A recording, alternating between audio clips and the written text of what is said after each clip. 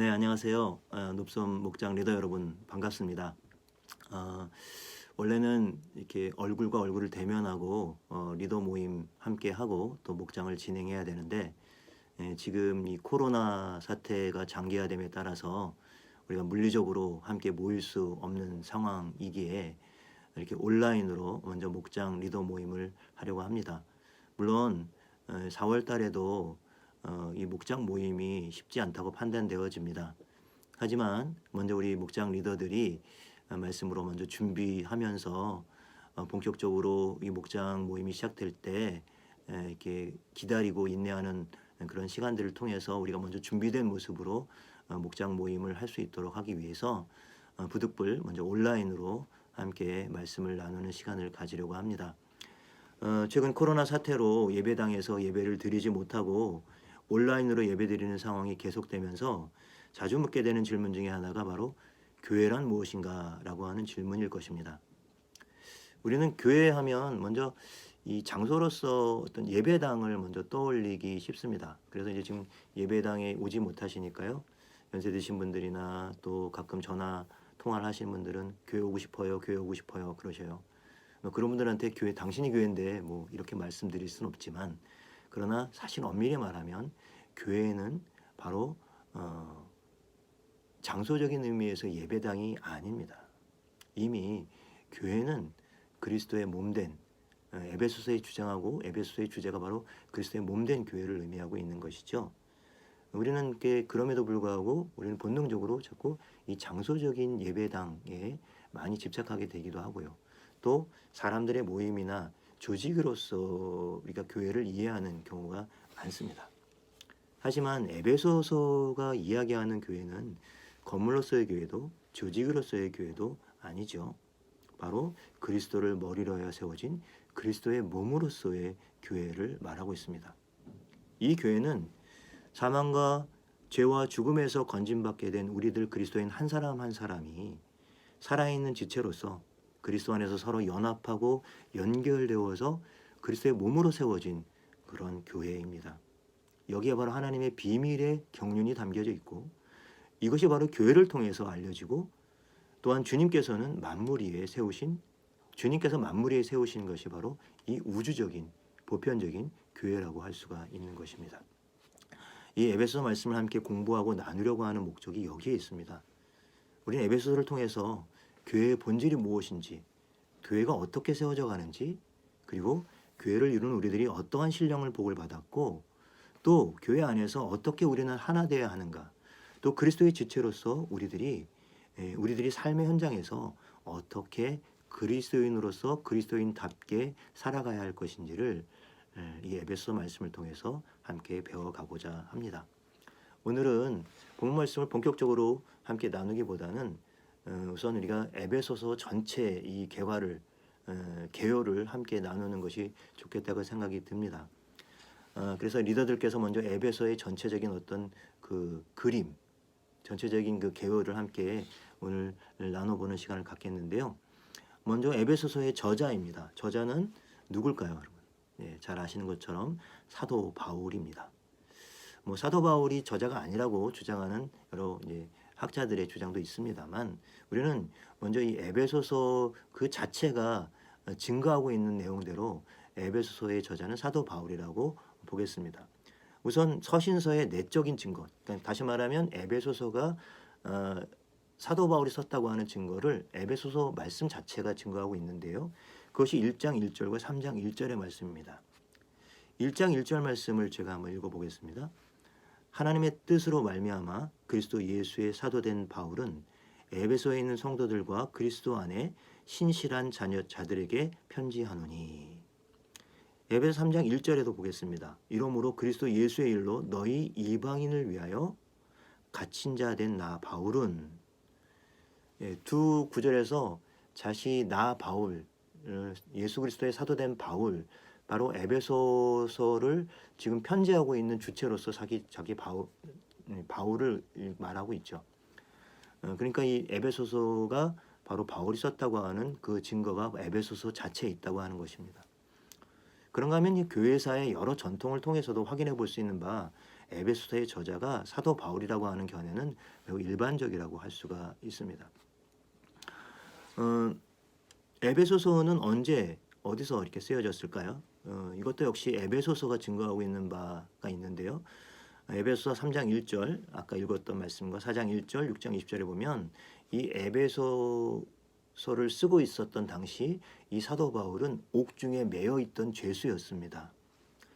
그래서 이 서신서를 빌립보서, 골로새서, 빌레몬서와 함께 옥중 서신이라고 부르는 이유가 여기 있는 것이죠. 이 에베소서는 학자들마다 견해는 다르지만 주후 59년에서 62년 사이에 로마 옥중에서 쓰여졌을 것으로 그렇게 추측하고 있습니다.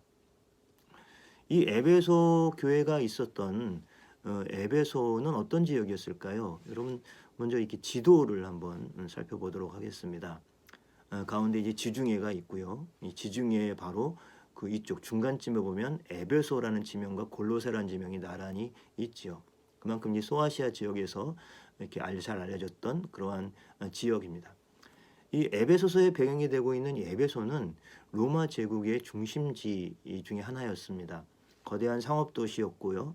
시민들은 경제적으로 아주 부유함을 누리고 살았습니다. 로마 정부가 제한적으로나마 이 자치 정부를 허용했기 때문에 자유도시로서 그렇게 자유를 누렸던 도시로 알려져 있습니다. 여기에서 고대 체육 행사가 열리기도 했고요.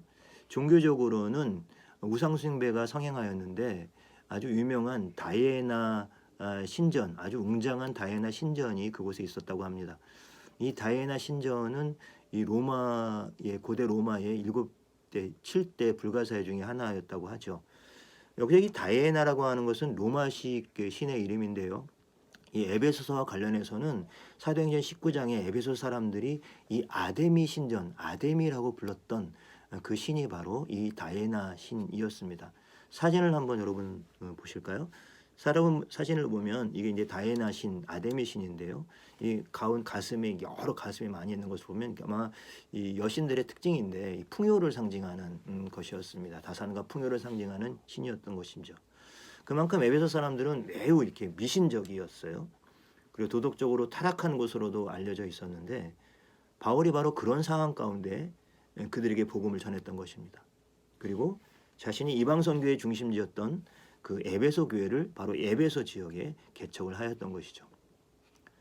에베소는 사도 바울이 2차 전도 여행 기간 동안에 이 바울에 의해서 처음으로 복음을 들었습니다.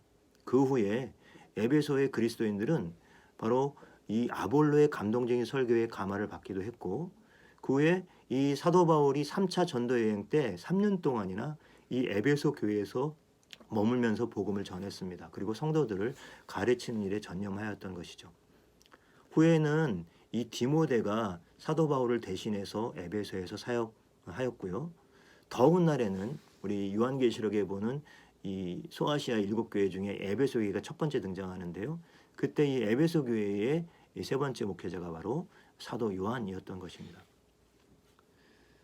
이 사도행전 19장과 20장에 보면 사도 바울이 바로 이 에베소 지역, 에베소 교회에서 사역하는 동안의 사역들이 소개되어지고 있습니다. 몇 가지 소개해드리겠는데요. 먼저 첫 번째 사도행전 19장 1절에서 11절까지 보면 세례 요한의 제자였던 12사람에게 바울이 세례를 베푸는 내용이 나오고요.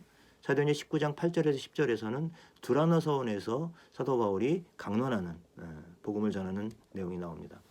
그리고 사도행전 19장 1절에서 11절 또 8절 10절 이 내용에서는 놀라운 기적과 기사들이 일어나는데요. 그리고 마술사가 개종하는 사건도 일어나고요.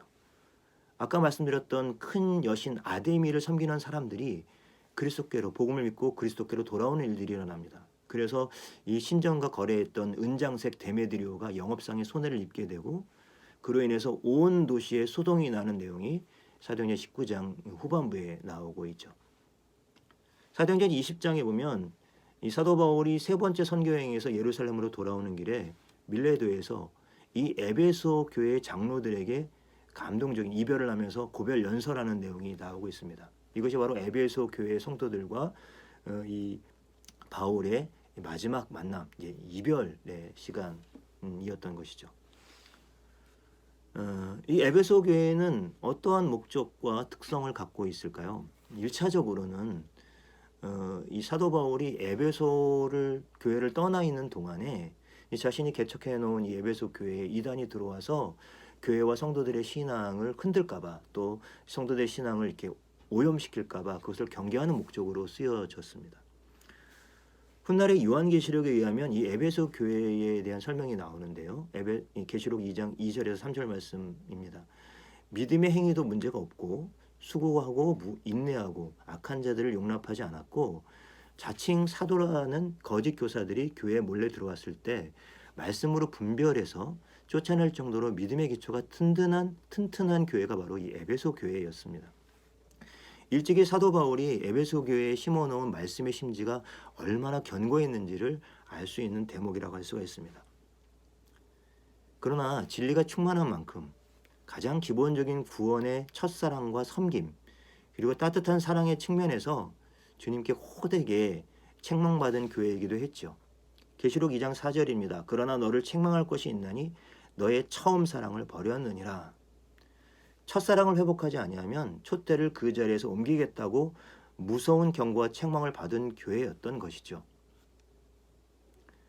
그런 결과적인 그 에베소 교회의 결과를 보면서 우리가 이렇게 예상해 볼 수 있는 것이, 추측해 볼 수 있는 것이 바로 이런 이유에서 바울은 자신의 뒤를 이어서 에베소 교회를 목회했던 두 번째 목회자였던 디모데에게 편지를 보내면서 이 교훈의 목적은, 다시 말하면 이 디모데 전서를 디모데에게 보내는 목적은 청결한 마음과 선한 양심과 거짓이 없는 믿음에서 나는 사랑이다라고 디모데 전서 1장 6절 말씀에서 이렇게 이야기하고 있습니다. 사도 바울은 이 에베소서에서도 특별히 사랑을 강조하고 있습니다. 바로 이 사랑이라 함은 바로 희생적인 사랑, 예수 그리스도의 십자가의 그 사랑, 자신의 목숨을 내어주기까지 하는 그런 희생적인 사랑을 말하는 것이겠죠. 이 사랑을 뜻하는 동사 아가파오가 9번이나 나오고, 또 아가페라는 명사가 모두 10번이나 등장하고 있습니다. 그만큼 에베소서는 사랑으로 시작해서 사랑으로 끝난다고 할 수가 있는 것입니다. 에베소 1장 4절과 6절 이 초반에 이런 말씀이 나오고 있습니다. 곧 창세전에 그리스도 안에서 우리를 택하사 우리로 사랑 안에서 그 앞에 거룩하고 흠이 없게 하시려고, 이는 그가 사랑하시는 자 안에서 우리에게 거저 주시는 바 그의 은혜의 영광을 찬송하게 하려는 것이라. 에베소 6장 23절과 24절입니다. 아버지 하나님과 주 예수 그리스도께로부터 평안과 믿음을 겸한 사랑이 형제들에게 있을지어다. 우리 주 예수 그리스도를 변함없이 사랑하는 모든 자에게 은혜가 있을지어다. 사랑으로 시작해서 사랑으로 에베소가 맞춰지고 있습니다. 당시 에베소 교회는 이방인 신자들과 유대교 신자들, 그러니까 유대교 출신의 그리스도인들과 이방인 출신의 그리스도인들로 구성되어져 있었는데요. 바울은 요한과 마찬가지로 에베소 교회가 사랑을 잃었다는 사실을 눈치채고 그들이 주님 안에서 서로 사랑하도록 의도적으로 이 사랑을 강조했습니다. 하지만 에베소서는 이 서신을 받는 교회인 에베소 교회만이 아니라 당시 대부분의 초대교회들이 처해 있던 여러 가지 상황들에 대해서 이것을 원리적으로 또 영적으로 교훈을 주기 위해서 일종의 회람 서신으로 쓰여졌다고 할 수가 있습니다. 우선 당시 초대교회는 구약의 시대에서 그 신약의 시대로 바뀌면서 율법과 복음의 관계, 그리고 유대인과 이방인의 관계 등 신학적인 어떤 정립이 좀 혼란스러운 상황 가운데 있었던 것이죠. 그래서 사도행전에도 보면은 여러 갈등들이 유대인과 이방인들, 그리스도인들 사이에서 나타나고 있는 것을 볼 수가 있는데요. 그런 상황에서 이렇게 뭔가 신학적으로도 이 과도기적인 상황이었다고 하는 것입니다. 교회 안에 이방인들이 급속하게 늘어나면서 유대인들과 이방인들 사이에 당연히 또 자연스럽게 그럴 수밖에 없었겠지만 갈등이 일어나게 됩니다. 그러면서 성도 간의 일치와 화합이 문제가 되었던 것이죠. 그리고 외적으로도 유대주의적인 율법주의와 영주주의 이단이 일어남으로써 교회는 크게 위축되고 위협을 받았습니다. 뿐만 아닙니다. 도덕적으로 부패한 이 헬라 문화 때문에 성도들이 자신의 신앙을 지키지 못하고 윤리적으로 이렇게 흔들리는 그러한 위기가 있었습니다. 이런 상황은 소아시아의 중심 도시로서 상업과 교통이 그리고 활발했고 이 웅장한 아데미 여신 등을 섬기는 신전이 있었을 정도로 여러 이방 종교들이 융성했던 그런 에베소에서는 더 심각했으리라고 우리는 볼 수가 있습니다. 그래서 사도 바울은 에베소를 비롯한 소아시아 교회들에게 이 올바른 하나님의 목적과 교회의 본질에 관해서 기록하면서 교회 안에서 유대인들과 이방인들을 포함한 모든 성도들이 그리스도 안에서 하나 되고 그리고 화합할 것을 이 에베소서에서 특별히 강조하고 있습니다. 그리고 성도들이 하나님의 거룩한 백성으로서 성결한 삶을 살고 신앙이 무장되도록 교훈하고 있는 것이죠. 에베소서는 전반적으로 전반부는 교리편 그리고 후반부는 실천편 이렇게 구별되어져서 그렇게 기록되어졌습니다. 주로 이제 전반부에서는 교회론이나 기독론에 대한 얘기가 나오고 특별히 그리스도와 교회의 관계에 대해서 교회의 어떤 본질에 대한 부분들을 교리적으로 설명을 하고 있습니다. 그런가 하면 이제 4장 이제 후반부부터 6장 마지막 절까지는 실천편으로서 성도들이 그럼 과연 어떻게 살아가야 되는가, 변화된 성도로서의 삶의 자리를 이야기해주고 있는 것입니다. 마지막으로 이 에베소서와 이 교회론의 관계에 대한 말씀을 드리고 마치려고 합니다. 에베소서를 연구하는 학자들 간에는 교회론이 에베소서의 핵심 주제라는 데는 거의 이견이 없습니다. 다른 신학적인 주제들도 이 교회론을 중심으로 해서 서로 연결되었다고 할 수가 있습니다. 에베소서에서 교회로 번역되어지는 단어는 우리가 한 번쯤은 들어보셨겠지만 에클레시아라고 하는 단어인데요. 모두 9번이 등장합니다. 이 에클레시아라는 용어는 지역교회, 에베소와 같은 지역교회와 전혀 무관하다고 할 수 없지만 무관하다고 볼 수는 없지만 오히려 이 그리스도의 몸으로서 하나된 교회, 거룩하고 보편적인 교회를 말하고 있다고 할 수가 있습니다. 이 교회론과 관련해서 에베소서는 이 교회에 대한 여러 개념들, 이미지, 상징으로 아주 충만한데요. 이 에베소서에 나타난 그러한 교회에 대한 개념이나 이미지들을 소개해 보겠습니다. 첫 번째는 하나님의 선택 공동체입니다. 창세전에 예수 그리스도 안에서 선택된 사람들로 구성된 신비한 공동체로서의 교회를 가리킵니다. 두 번째는 만물을 통일하는 중심 기관입니다. 하나님은 만물을 회복시키고자 하시는 원대한 계획을 성취해 나가는 그 중심 기관으로서 교회를 가리키고 있습니다. 상속 공동체인데요.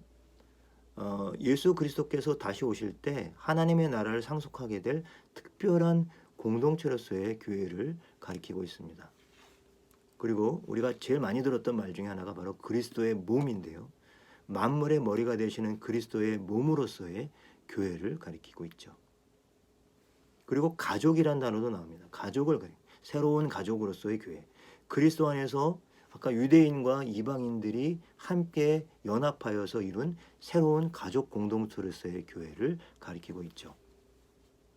그런가 하면 교회를 건축물에 빗대기도 하죠. 벽과 벽이 연결되어 건물마다 서로 결합되어 건물이 세워져 가듯이 그리스도 안에서 다양한 사람들이 한데 어우러져 세워진 그러한 공동체, 그러한 건물로서의 교회를 가리키고 있습니다. 그리고 부부로서 특별히 그리스도를 신랑으로 또 그리스도의 신부로서의 교회, 그래서 남편과 아내가 결합하는 것 같이 그리스도와 신비적인 연합을 이루는 그러한 그리스도의 신부로서의 교회를 가리키는 그러한 상징이기도 합니다. 마지막으로 군사로서의 교회인데요. 엄밀히 말해서는 이게 성도의 의미를 이야기하고 있겠습니다. 세상에서 마귀를 대적하여 나아가는 영적인 군사 공동체로서의 교회. 그래서 하나님의 전신갑주라고 하는 내용이 에베소 6장에 나오고 있죠. 이렇게 해서 우리는 에베소서가 이렇게 교회의 본질에 대해서 이렇게 많이 다루고 있다고 하는 사실을 이 에베소 개관을 통해서 함께 살펴보았습니다. 어, 앞으로 이제 에베소서 말씀을 함께 이 목장 모임에서 실제로 모일 때마다 함께 나누게 될 터인데요. 이 개간을 여러분 함께 이제 숙지를 하시고 또 앞으로도 이 에베소서 말씀을 계속해서 좀 이 4월 달 한 달 동안에도 말씀을 여러 번 다른 뭐 성경 버전, 성경 번역을 통해서도 함께 읽어보시면 이 개간의 내용들이 에베소를 이해하는데 또 충분히 많이 도움이 될 수 있으리라고 생각합니다. 자, 이제 마지막으로 이 교회 이 여러 상황 속에서 특별히 코로나 상황 가운데서 그러면 우리가 목장 리더로서 어떠한 일들을 감당해 갈 것인가, 지금 코로나 상황 가운데서 이것들을 좀 고민해 보았습니다. 일단 이 코로나 상황으로 물리적인 모임에 어려움이 있기 때문에 당분간은 이 온라인을 통한 소통에 우리는 어쩔 수 없이 의존해야 합니다. 물론 이제 개인적으로 여러분들이 또 이렇게 목원들을 만나실 수 있겠습니다만, 그럴 상황이 여의치 못할 때는 계속해서 이 온라인을 통해서 함께 소통하고 또 관계 맺음을 해 나가야 할 것입니다. 물론 목장 리더들의 입장에서는 직접 대면하지 않은 목장원들과 때로는 이 온라인으로 소통하는 것이 좀 어색하고, 또 경우에 따라서는 상대방이 이게 목원들이 냉담하거나 소극적으로 반응할 때가 분명히 있을 것입니다. 그래서 좀 마음이 언짢고 불편할 수도 있겠죠. 하지만 조금은 저 여유 있게 넉넉한 마음으로 우리가 함께 얼굴과 얼굴을 마주 대하며 함께 말씀을 나누고 삶을 나눌 그런 목장 모임을 좀 기대하는 마음으로 좀 유연하게 또 반응해 주시기를 부탁을 드리겠습니다. 우선적으로는 목장 카톡방에서 우리 교회의 결정이나 소식들을 전하고 알리는 소통의 창구의 역할을 우리 목장 리더들께서 최전방에서 좀 감당해 주시기를 부탁을 드리겠습니다. 그리고 가정별로 또 개별로도 소통과 또 교제를 계속해서 나눠주시기를 부탁을 드리겠습니다.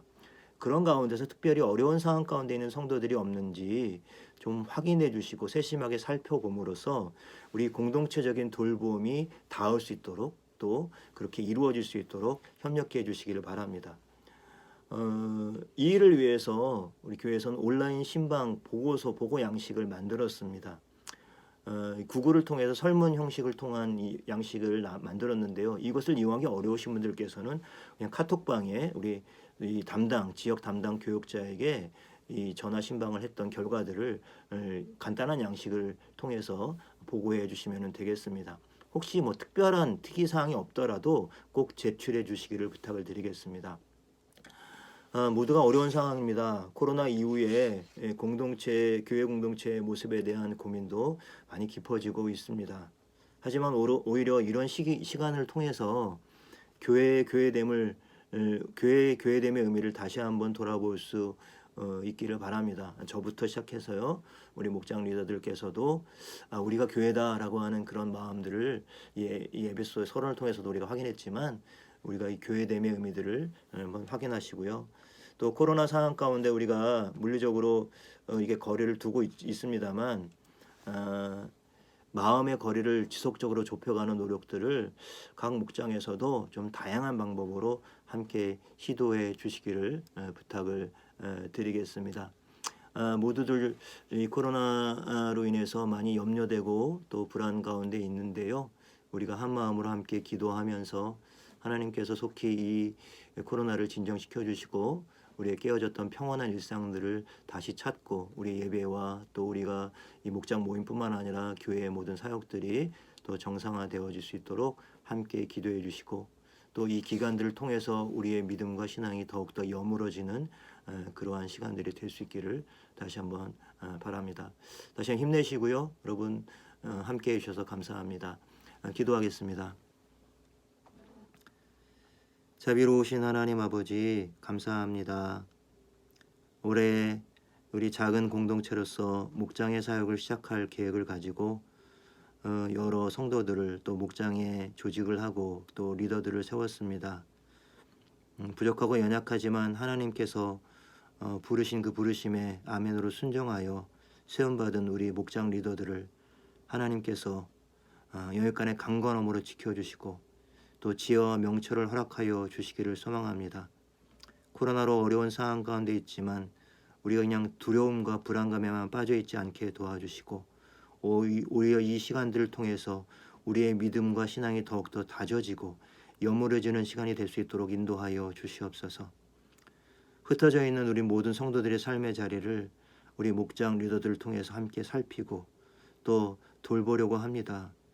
그러기 위해서 먼저 우리 안에 우리 주님의 깊은 사랑, 또 희생하고 헌신하는 그 사랑이 우리 가운데 부어져야겠습니다. 성령님께서 함께 하셔서 그 사랑으로 우리를 충만케 하여 주시고 힘겨운 삶을 살아가는 사람들을 우리가 작은 그러한 마음과 또 관심을 가지고 또 사랑으로 격려하고 위로하며 그렇게 보듬어 갈 수 있도록 인도하여 주시고 붙잡아 주시기를 원합니다. 하나님 아버지, 이제 목장 모임이 지금 물리적으로 어려운 가운데 있지만 우리 리더들 먼저 영적으로 구비되고 준비될 수 있도록 하나님 인도하여 주시고 우리의 또 경건의 삶의 자리에서 하나님께서 부으신 은혜로 말미암아 더 거룩하고 또 본이 되는 삶을 살아감으로 우리가 말 한마디 하고 또 우리 행동 하나하나 하는 것이 또 하나님을 알지 못하는 사람들에게 예수 그리스도의 복음을 전하는 귀한 전도자의 삶을 살 수 있도록 인도하여 주시고 붙들어 주시옵소서. 우리가 깨어서 또 몸된 교회와 이 나라 이 민족을 위해서 기도할 수 있도록 인도하여 주시고 어려운 가운데 있는 이 민족 또 이 세상이 어서 속히 회복될 수 있도록 하나님 역사하시고 인도하여 주시옵소서. 감사드리고 예수님의 이름으로 기도드립니다. 아멘.